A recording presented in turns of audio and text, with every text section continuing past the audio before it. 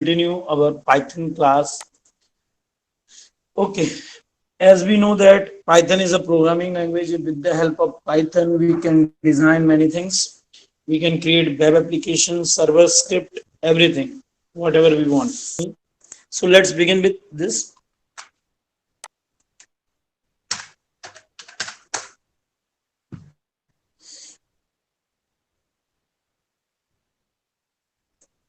So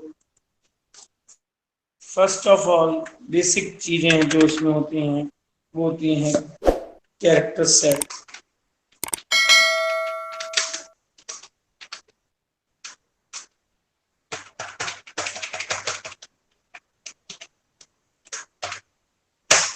ठीक है, तो कैरेक्टर सेट में अगर हम बात करें तो इस कैपिटल ए से लेके कैपिटल जेड तक हम पाइथन में यूज कर रहे हैं।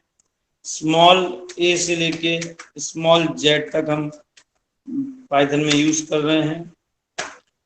0 to 9 अल्फा नंबर्स भी हम यूज कर रहे हैं पाइथन में या किसी भी लैंग्वेज में। अभी तो हम पाइथन की बात कर रहे हैं। और हम क्या चीज यूज करते हैं इसमें कैरेक्टर सेट के अंदर हम बात करें तो स्पेशल सिंबल है ना। तो स्पेशल सिंबल में जैसे हैश, डॉलर, परसेंटेज, मॉडुलस, ये सारे सिंबल ज्यादातर, नॉट, एम्परसेंड, एस्टेरिस्क, ब्रैकेट, ये ब्रैकेट, ये है ना, ये। So we will use different types of symbols like this. तो ये सिंबल्स जो हैं इनके बीच में अगर मैं कॉमा लगा दूं तो आपको ये सिंबल्स समझ में। कॉमा खुद में एक सिंबल है, कॉमा का भी हम यूज करते हैं।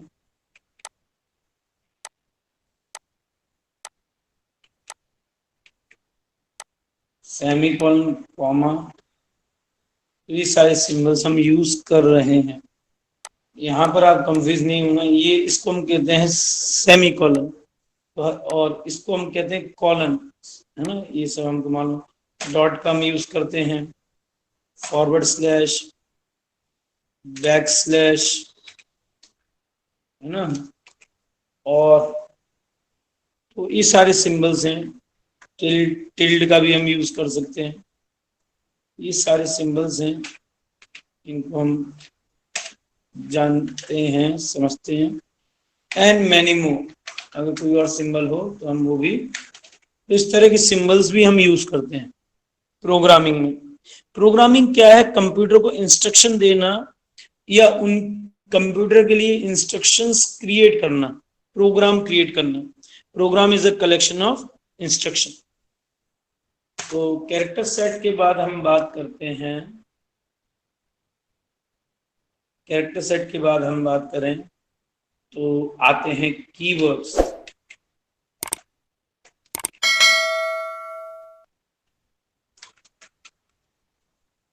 कीवर्ड्स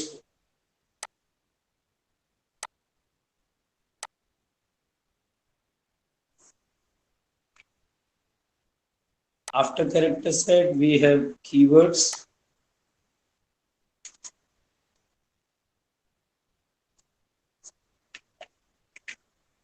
ठीक है, ये हमने कीवर्ड्स का सेटअप कर लिया।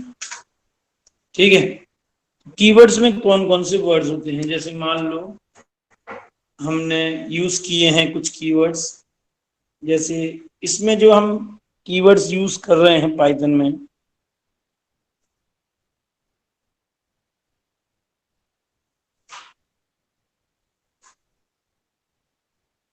तो इसके पाइथन के कीवर्ड्स में थोड़ा सा ध्यान रखना है। जैसे DEL, डेल कीवर्ड है। मैं सारे कीवर्ड लिख रहा हूँ जितने मतलब पॉसिबल है मेरे से। डेल, नन कीवर्ड भी मिलता है इसमें, ट्रू कीवर्ड भी है।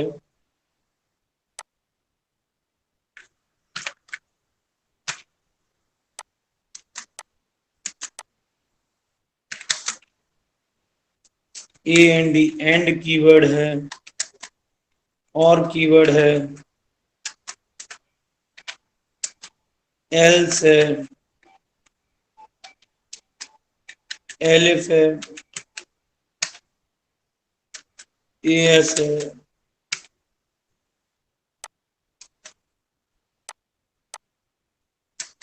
उसके बाद असर। ये सारे स्मॉल केस में, मतलब कैपिटल लेटर में नहीं लिखना है, ठीक है। ब्रेक कीवर्ड है, क्लास कीवर्ड है, कंटिन्यू कीवर्ड है, डेफ कीवर्ड है डेफिनेशन के लिए। उसके बाद हम बात करें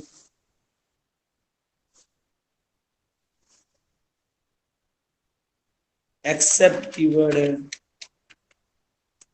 इसमें इंटीजर फंक्शन बन चुका है ना, तो फंक्शन की कैटेगरी अलग है, वो बिल्ट इन फंक्शंस है। और कीवर्ड है, फ्रॉम है, ग्लोबल है, इफ है,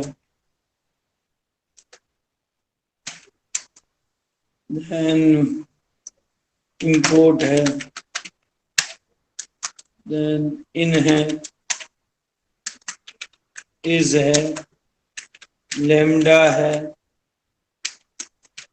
नॉन लोकल है, ये कीवर्ड्स हैं। नॉट ना, नॉन लोकल, नॉट, तो नॉट के बाद है और है, और है, पास है, लिखते जाओ आप तो, रेज है, रिटर्न है,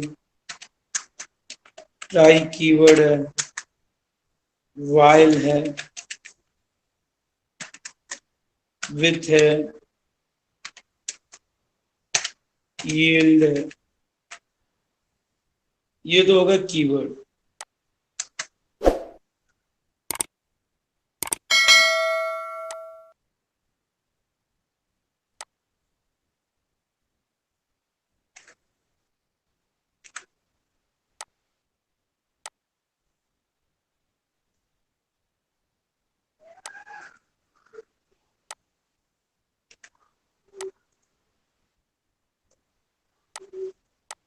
ठीक है, तो इतने कीवर्ड्स हैं।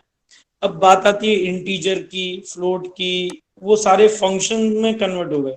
फंक्शन एंड कीवर्ड्स में डिफरेंस है, तो यहां पर आपको ये पता चल गया कि ये सारे कीवर्ड्स हैं। ओके, तो कीवर्ड्स के बाद, अभी कीवर्ड्स क्या होते हैं पहले मैं ये बता दूं। किसी भी लैंग्वेज को सीखने के लिए कुछ वर्ड्स के बारे में पता होना, जैसे ए फॉर एप्पल, एप्पल क्या हो गया, word. B for ball, ball क्या हो गया, बॉल, गेम। सो यहाँ पर हम जैसे इंग्लिश में जब हम सीखते हैं बेसिकली कुछ वर्ड्स और उनकी मीनिंग सीखते हैं, ऐसे ही प्रोग्रामिंग लैंग्वेज में हमें कुछ कीवर्ड्स और उनके मतलब पता होना चाहिए, उनका यूज क्या है वो हमें मालूम होना चाहिए। कीवर्ड के बाद आते हैं इंस्ट्रक्शंस। तो इंस्ट्रक्शंस से पहले हम वेरिएबल्स के बारे में जानते हैं। Variables, what is a variable?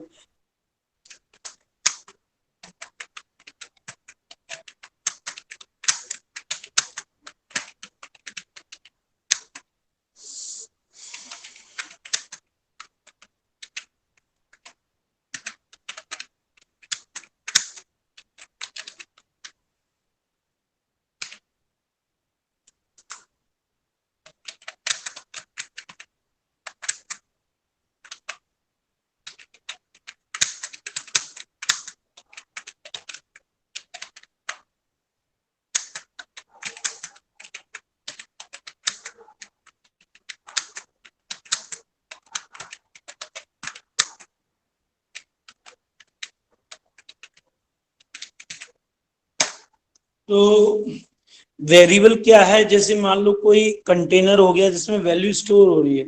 Computer का मेन काम क्या होता है, इनपुट लेना, प्रोसेस करना और उसे रिप्रेजेंट करना एज अ रिजल्ट में। तो कंप्यूटर का मेन तीन ही काम है कंप्यूटर के, वो कौन कौन से हैं, taking input, processing and output. तीन मेन काम होते हैं, input process output. IPO cycle आपने सुनी होगी, 10th में भी सुनोगे आप तो, है ना, 9 10 सब जगह। तो आईपीओ कंप्यूटर का मेन, अगर हम देखें उसका पूरा साइकिल है, आईपीओ साइकिल, जिसके अकॉर्डिंग कंप्यूटर वर्क करता है। तो अगर हम बात करते हैं प्रोसेसिंग की, तो प्रोसेस हम कोई चीज तब कर सकते हैं जब वो हमारे पास हो, स्टोर हो।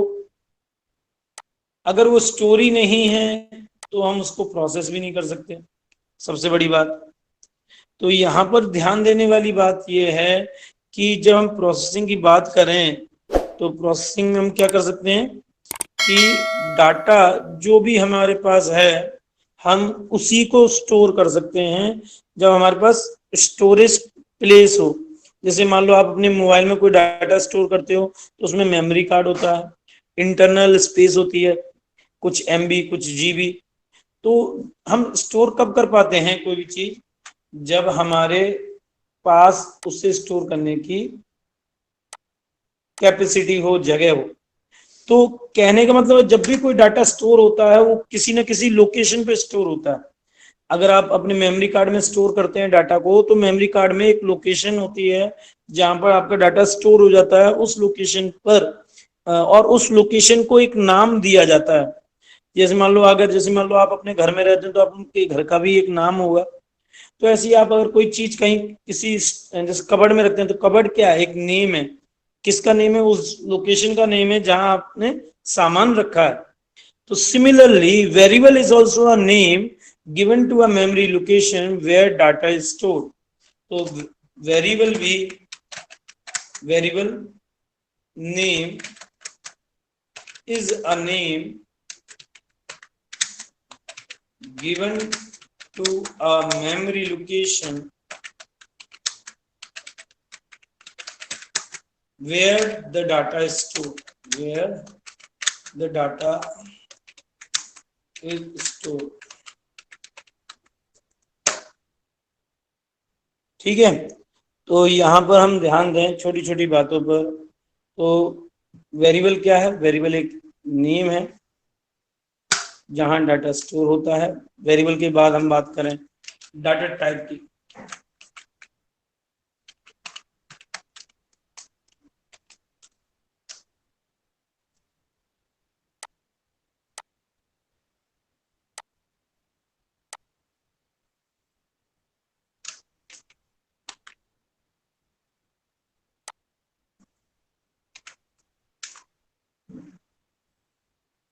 तो डाटा टाइप की अगर हम बात करें तो डाटा टाइप, इसमें हम डाटा टाइप की बात करें तो पाइथन में भी डाटा टाइप्स हैं और कुछ अच्छे डाटा टाइप्स हैं जिनके बारे में हम बात करेंगे। तो दो तरह के डाटा टाइप होते हैं।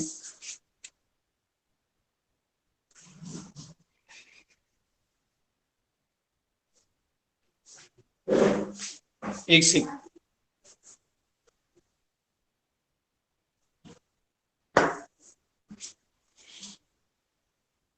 तो data type is an entity. Data type क्या है पहले समझना। वेरिएबल मैंने बताया, वेरिएबल एक ऐसी लोकेशन का नाम है जहां डाटा स्टोर हो रहा है। अब डाटा टाइप क्या है कि किस तरह का डाटा स्टोर हो रहा है उसके बारे में डिस्क्रिप्शन है। सो data type is an entity that stores, that defines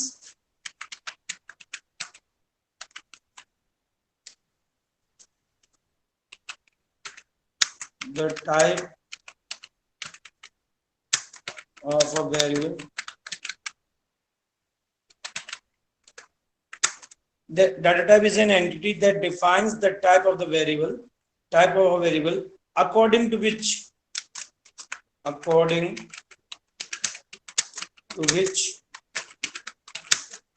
a variable can stores a value. देखो, अगर आप कंप्यूटर में एक्सपर्ट बनना चाहते हैं तो आपको साइंस में भी बहुत अच्छा होना पड़ेगा, मैथ में भी बहुत अच्छा होना पड़ेगा, इंग्लिश भी लगभग ठीक ठाक होनी चाहिए, और थ्योरी में भी इंटरेस्ट लेना पड़ेगा, प्रैक्टिकल में भी इंटरेस्ट लेना पड़ेगा। डाटा टाइप्स के बारे में मैं बता रहा था कि डाटा टाइप क्या है, वेरिएबल किस तरह की वैल्यू को स्टोर करेगा ये डिसाइड करता है डाटा टाइप। ठीक है, डाटा टाइप के एग्जांपल्स में बता देता हूं। सो डाटा टाइप में तीन, अगर जैसे मान लो आपको मैं एक छोटा सा उदाहरण देता हूं, सीधी सीधी बात करता हूं कि आप अगर पानी को स्टोर करना चाहते हो, वाटर को स्टोर करना चाहते हो, तो किसका यूज करोगे, सिलेंड्रिकल टाइप ऑब्जेक्ट्स का, या कंटेनर को यूज करोगे किसी तरह के, जैसे बॉटल हो गई या कोई बकेट हो गई, ग्लास हो गया। तो पानी को स्टोर करने के लिए हम इस तरह के कंटेनर यूज करते हैं। अगर आपको कोई सॉलिड आइटम स्टोर करना है तो कोई डब्बा हो गया जिसमें आप रख सकते हो, प्लेट हो गई उस पर रख सकते हो। सिलेंडर के अंदर तो बर्फ ही नहीं रखोगे या बट कोई ऐसी चीज नहीं डालोगे जो बहुत मुश्किल हो जिसमें। अब गैस की बात करें तो अगर एलपीजी को स्टोर करना है तो सिलेंडर की जरूरत पड़ती है, एयर टाइट कंटेनर की जरूरत पड़ती है जिससे गैस लीक ना हो। तो जिस तरह का मैटर होता है, जिस तरह की चीज होती है, उसको उसी के हिसाब से कंटेनर में स्टोर किया जाता है। तो मैटर यानी डाटा टाइप, डाटा का टाइप, जिस तरह का डाटा का टाइप होगा तो कंटेनर भी हम उसी तरह का लेंगे। तो यहाँ पर हम वेरिएबल नेम की बात कर रहे थे, वेरिएबल क्या है, डाटा टाइप क्या है, वो मैंने थोड़ा सा बता दिया। तो data type is an entity that defines the type of a variable according to which a variable can store a value. Okay, तो इसके बाद हम देखें तो क्या करेंगे। इसके बाद हम बात करते हैं, पहले इसके एग्जाम्पल देखें, डाटा टाइप के एग्जाम्पल कौन कौन से हैं। तो इसमें आते हैं इंटीजर। जैसे अगर हम मैटर की बात करें तो मैटर कितने प्रकार का होता है, सॉलिड, लिक्विड एंड गैस। ऐसे ही डाटा का टाइप, डाटा को भी हम कैटेगराइज करें तो इंटीजर, फ्लोट और कैरेक्टर। तो ये डाटा टाइप के कुछ बेसिक मतलब कैटेगरीज हैं। ये हर लैंग्वेज में यही तीन category basically fundamental data type के रूप में आपको मिल जाएंगी। अगर हम कैरेक्टर की बात करें तो जब हम पाइथन की बात करते हैं तो पाइथन में इनको हमने फंक्शंस के रूप में यूज किया है। CHR is a function, float is a function, integer is a function in। तो CHR कैरेक्टर का शॉर्ट फॉर्म और क्या कर दिया इन्होंने, ए भी खा गए यहां से। यानी पाइथन इतनी स्मार्ट लैंग्वेज है, आपसे एक्स्ट्रा वर्क करवाती नहीं है, वो आपको सीधी सीधी बोलती है कम से कम शब्दों में, कम से कम समय में। जितने अच्छे प्रोग्राम आप पाइथन में बना सकते हो किसी और लैंग्वेज में बनाना पॉसिबल नहीं है आज के जमाने में। मतलब स्मार्टेस्ट लैंग्वेज के रूप में आप पाइथन का यूज कर सकते हो। तो CHR, अब तो और भी ज्यादा लैंग्वेजेस, फेमस लैंग्वेज आने वाली हैं। गूगल गो करके एक लैंग्वेज चल रही है करंट में अपडेटेड, और ये सुंदर पिचाई ने पिछले 2 साल पहले ही सीख ली थी बारीकी से, और हम लोग अभी भी स्टार्ट नहीं कर पाए। तो अंतर यही है कि उन लोगों ने तो डिजाइन किए, वो तो मतलब एक प्रकार से कहें वो तो इन्वेंटर है, वो तो साइंटिस्ट लेवल पर काम करते हैं, साइंटिस्ट ही हैं वो तो कुल मिला के ये। तो यहाँ पर ये है कि हम लोग कितने अपडेटेड रहते हैं टेक्नोलॉजी से, ये भी इम्पोर्टेंट है। और अगर हम 10 साल पुरानी लैंग्वेज भी सीख रहे हैं तो उसके पीछे भी लॉजिक है ना। तो देखिए जरा, तो integer, float, character, these are the categories of functions, these are the categories of data type functions. तो यहाँ पर हम डाटा टाइप को हम एज अ फंक्शन इंक्लूड कर रहे हैं। ठीक है, तो यहाँ पर साहब मैंने फंक्शन का सिंबल हटा दे रहा हूँ, है ना, क्योंकि फंक्शन की तरह तो हम पाइथन में यूज करेंगे, समझ में आ जाएगा भली थोड़ी बात, है ना। तो और भी डाटा टाइप हैं जैसे str for string, str function भी होता है इसमें स्ट्रिंग के लिए। तो हमने डाटा टाइप को ज्यादातर फंक्शंस के रूप में यूज किया है। ठीक है, ये ध्यान रखना है इसमें। तो समझ में आ रही होगी मेरी बात। तो okay, now after data type these are the fundamental things जो मैंने आपको बताई। अब हम इसके प्रोग्राम सिंटेक्स के बारे में बात करते हैं, या आइडेंटिफायर कीवर्ड्स वगैरह तो हो गए। अब हम ज्यादा टाइम वेस्ट ना करके सीधे सीधे ऑपरेटर्स की बात करते हैं। What are operators? ऑपरेटर्स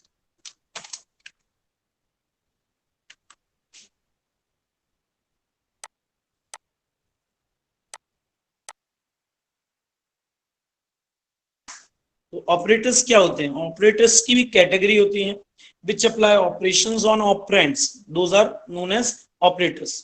जैसे मान लो ए प्लस बी करते हैं, तो बी यहाँ पर ए प्लस बी में प्लस क्या है? ऑपरेटर। ओके, तो यहाँ पर हम समझेंगे ऑपरेटर्स को। ठीक है, तो ये अगर हम देखें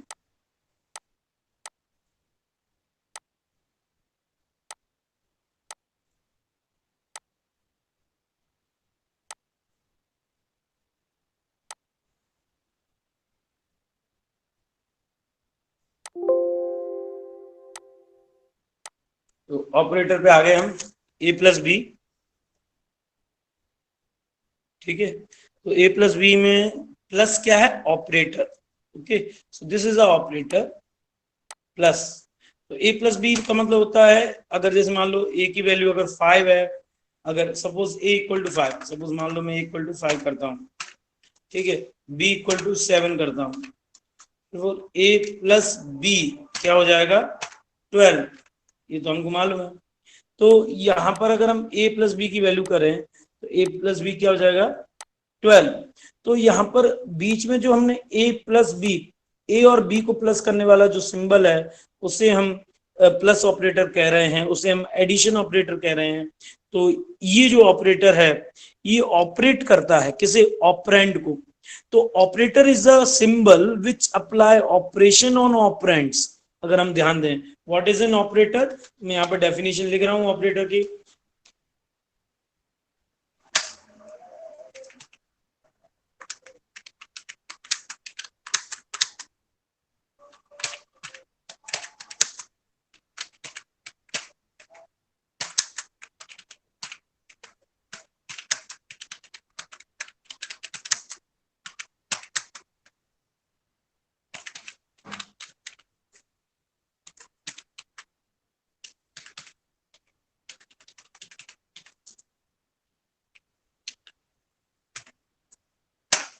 operator is a symbol which apply operations on operand. Okay, तो यहाँ पर हमने एक डेफिनेशन लिख दी ऑपरेटर की, और उसके बाद हम इसको कैटेगराइज करेंगे। ध्यान से देखना, समझ में आ जाएगा। तो डिफरेंट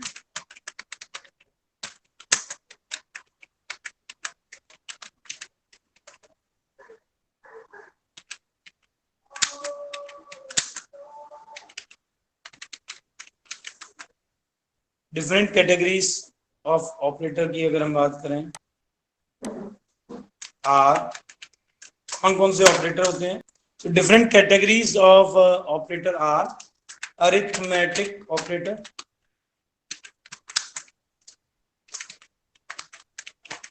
फिर रिलेशनल,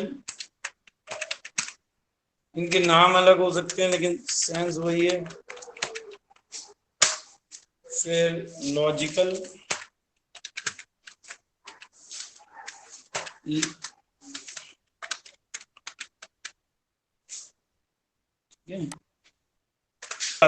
तो ऑपरेटर्स की एग्जांपल्स, जैसे मान लो एग्जांपल्स अगर हम बात करें तो ऑपरेटर्स जैसे मैथ में हम यूज करते हैं प्लस, माइनस।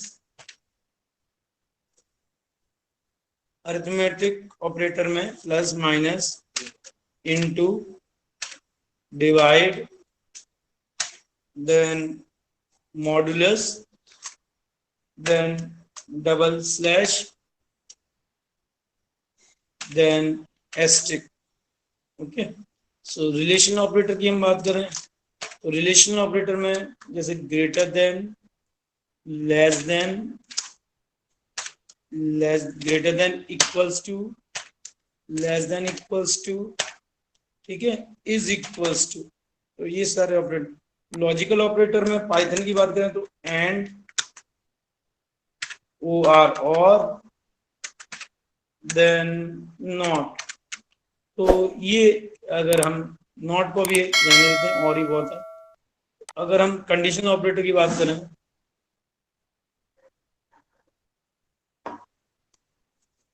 तो कंडीशनल ऑपरेटर तो वैसे कंडीशनल ऑपरेटर को हम अगर देखें, कंडीशनल ऑपरेटर हटा देते हैं इसमें से, क्योंकि सी लैंग्वेज में रहता है ज्यादातर, है ना, सिंगल कंडीशनल ऑपरेटर। तो इसमें भी हम यूज करेंगे कंडीशनल ऑपरेटर को, लेकिन डिफरेंट तरीके से, डोंट वरी। सो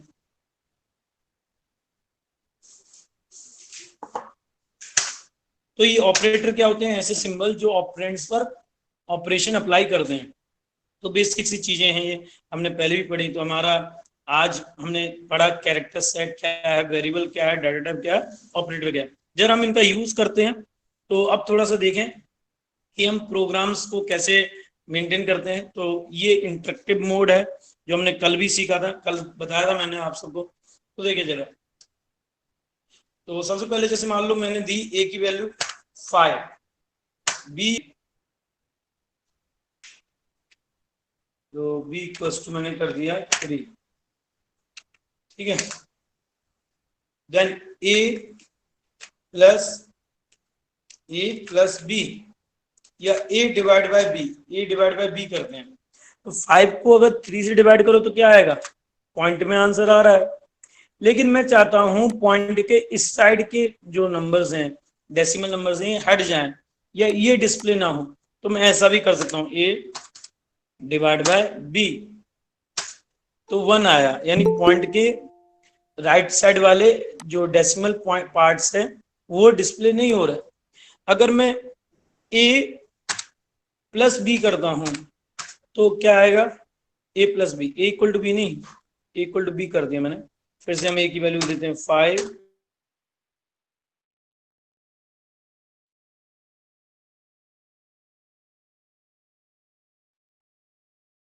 सुनाई दे रही है ना? ठीक है। तो अब देखे जरा, ए प्लस बी फिर से कर रहे हैं, A plus B it will become 12। अगर पहले मैंने क्या किया, ए को बी से डिवाइड किया तो 1.66666 इन जाते आता गया। एंड में हमने राउंड ऑफ करके 7 लगा दिया। अगर मैंने ए डबल फॉरवर्ड स्लैश लगाया, डबल फॉरवर्ड स्लैश से क्या होता है? केवल रिजल्ट का इंटीजर पार्ट डिस्प्ले होता है। तो ये देखो, ये वाला भी एक ऑपरेटर है, तो डबल फॉरवर्ड स्लैश। उसके बाद अगर मैंने ए प्लस लगाया तो 12 आ गया। अगर मैं ए माइनस बी लिखता हूं तो आउटपुट क्या आएगा?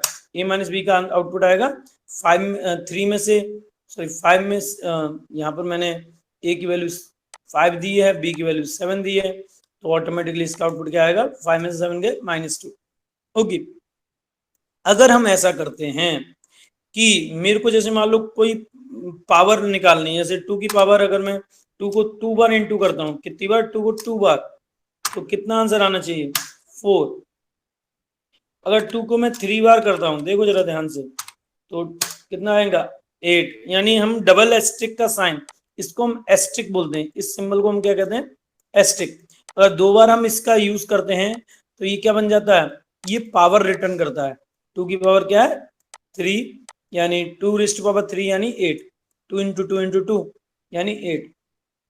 तो इस तरीके से हम इसको यूज करते हैं।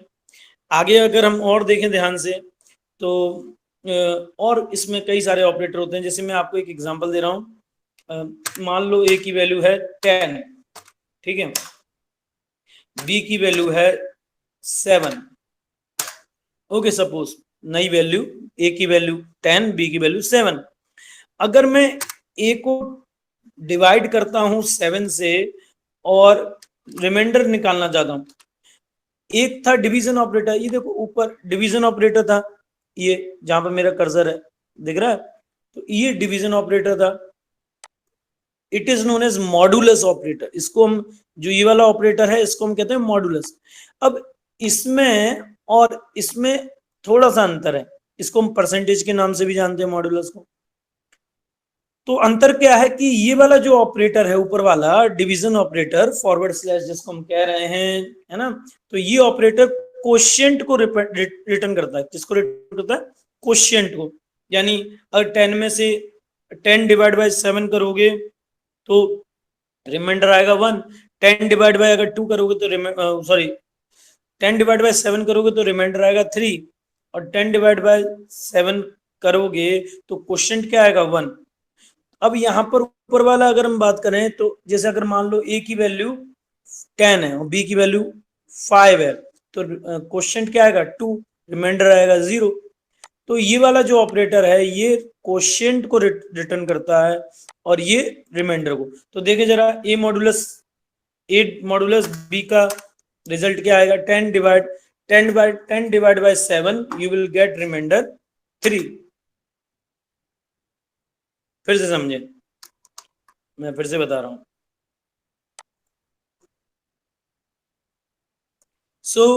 सबसे पहले हम फिर से देखें, ए की वैल्यू मान लो 10 है, बी की वैल्यू मान लो 3 कर लेते हैं, ठीक है।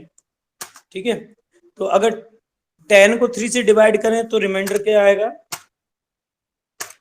10 को अगर 3 से डिवाइड करें, ए को बी से डिवाइड करें तो क्वोशिएंट, ये वाला ऑपरेटर तो क्वोशिएंट का है, तो क्वोशिएंट आएगा कितना? 3 3 9 यानी 3 क्वोशिएंट आएगा। अगर मुझे यहाँ डेसिमल का ये वाला राइट हैंड साइड वाला डेसिमल पार्ट नहीं चाहिए, मुझे केवल इंटीजर पार्ट चाहिए, तो मैं क्या करूंगा? A double forward slash B, तो केवल 3 आएगा। और अगर मैंने ए मॉडुलस बी कर दिया तो रिमाइंडर आएगा। 10 को अगर 3 से डिवाइड किया तो क्या आना चाहिए? रिमाइंडर 1 आएगा। 3 3 9, बचा क्या? 1। तो आप देख सकते हो, तो हम इस तरीके से यूज करते हैं डायरेक्टली ऑपरेटर्स को इसमें। अब हम इसके बाद सीखेंगे how to create program for general mathematical calculation. तो हमने कल भी सिंपल इंटरेस्ट का प्रोग्राम देखा था, और भी कई सारे जैसे फॉर्मूले होते हैं उनके बारे में हमने जाना था जैसे। तो देखें जरा, सबसे पहले इसमें इसमें सिंटैक्स क्या है। प्रोग्रामिंग करते हैं जब हम मल्टीपल इंस्ट्रक्शंस की, इसको हम स्क्रिप्ट मोड कहते हैं जिसमें हम अभी काम कर रहे हैं। जैसे मैं write a program to find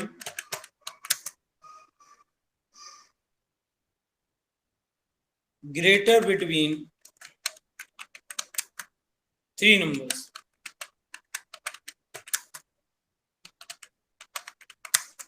पहले 2 नंबर का कर लेते हैं,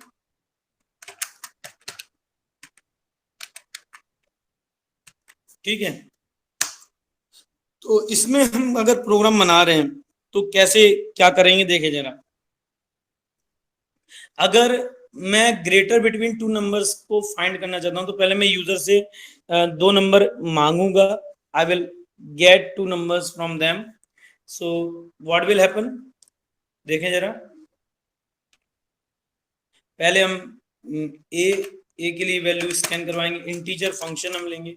यहाँ पर आपको इंटीजर दिख रहा होगा, INT इंटीजर फंक्शन है क्योंकि इंटीजर वैल्यू इनपुट करवाएगा। यहाँ पर हम इनपुट फंक्शन लेंगे, फिर यहां से हम करेंगे एंटर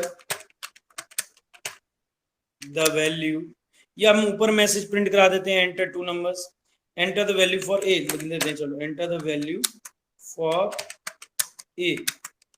तो हम इस तरीके से भी लिख सकते हैं मैसेज, ठीक है। हमने मैसेज दे दिया, अब बी के लिए मैसेज दे देते हैं, सेम मैसेज। तो मैं कॉपी कर लेता हूँ मैसेज को। अच्छा, एक से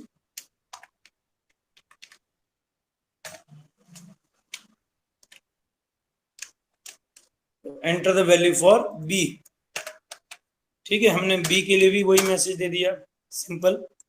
अब इफ, अगर यहाँ पर हम इफ एल्स की स्टेटमेंट लगा रहे हैं, कंडीशनल स्टेटमेंट मैंने कहा था आज हम करेंगे, स्टार्ट कोडिंग को समझेंगे। हम अपने कंप्यूटर को इतना इंटेलिजेंट बनाना चाहते हैं कि कंप्यूटर को अगर आप 2 वैल्यू एंटर करो तो कंप्यूटर खुद ही बता दे कि ग्रेटर कौन सा है, स्मॉल कैसा है, कौन सा है। अगर उसको ग्रेटर पता चलता है तो जो मैसेज हम कहेंगे वो मैसेज वो प्रिंट करेगा। तो देखिए जरा, if A is greater than B then print, coding में धीरे धीरे समझ में आ जाएगा, बहुत इजी है। तो A is greater, A is greater,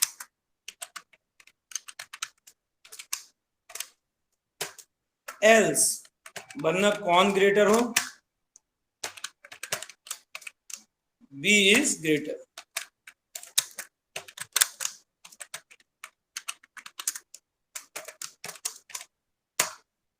और अगर मान लो दोनों इक्वल हैं, तो यहां पर हम तीसरी कंडीशन भी लगाएंगे। पहले हम इसको चला लेते हैं, ग्रेटर नंबर को।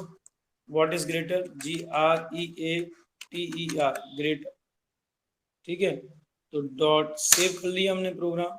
Enter the value for A, message आ गया, वैल्यू हमने एंटर की 56। Enter the value for B, message आ गया, तो हमने वैल्यू एंटर की 78।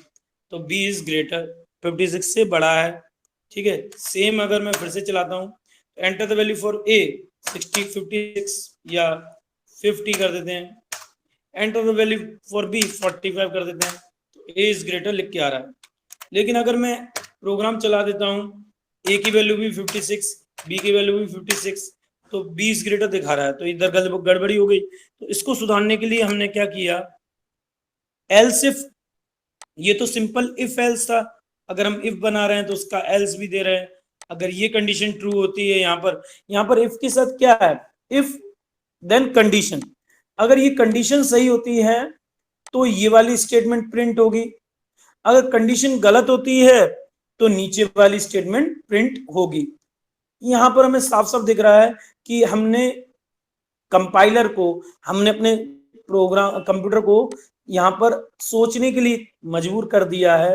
पहले जब भी कोई वैल्यू एंटर करे, अगर यूजर एंटर करता है ए की वैल्यू 56, बी की वैल्यू 78, तो कंपेयर करे क्या ए बी से बड़ा है, अगर नहीं है तो ये चीज प्रिंट कर दे, अगर ए बी से बड़ा है तो ऊपर वाला स्टेटमेंट प्रिंट कर दे।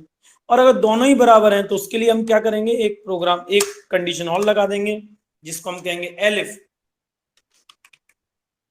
यहीं पे लगा देते हैं हम elif B greater than A, तो हो जाए, वरना else, else both are equal, print both are equal. तो यहां पर अगर हम देखें तो सिंटेक्स में पहली चीज, तो जब भी हम स्टेटमेंट लिखते हैं तो इन्वर्टेड कॉमा के अंदर लिखते हैं, या तो सिंगल इन्वर्टेड कॉमा होगा या डबल इन्वर्टेड कॉमा होगा। दूसरा, यहाँ पर हम वेरिएबल का नाम डिक्लेयर करते हैं, उसके बाद इक्वल टू लगाते हैं, फिर इंटीजर फंक्शन का यूज करते हैं, उसमें इनपुट मैसेज डालते हैं। आप इसकी स्क्रीनशॉट ले सकते हो जिससे आप बाद में भी समझ सको, बहुत इजी है। अब हम जरा प्रोग्राम चालू करके देखते हैं, चलाकर देखते हैं कि ये चल रहा है कि नहीं, हमारी कंडीशंस को सेटिस्फाई कर रहा है कि नहीं। तो देखें जरा, F5 दबाया मैंने और रन कर दिया। F5 is a shortcut key to run a program, ठीक है। तो प्रोग्राम रन हुआ, पहले उसने बोला enter the value for A की वैल्यू मैंने 67 कर दी। Enter the value for B, उसकी भी वैल्यू मैंने 67 कर दी। पिछली बार दोनों की वैल्यू 56 ही थी, बी इज ग्रेटर आया था, अब लिख के आ रहा है बोथ आर इक्वल। यानी हमने तीसरी कंडीशन के लिए भी प्रोग्रामिंग कर दी। यानी हमें सोचना पड़ता है कि कोई और भी कंडीशन बन सकती है क्या, तो हम उसके लिए भी कोडिंग कर सकते हैं।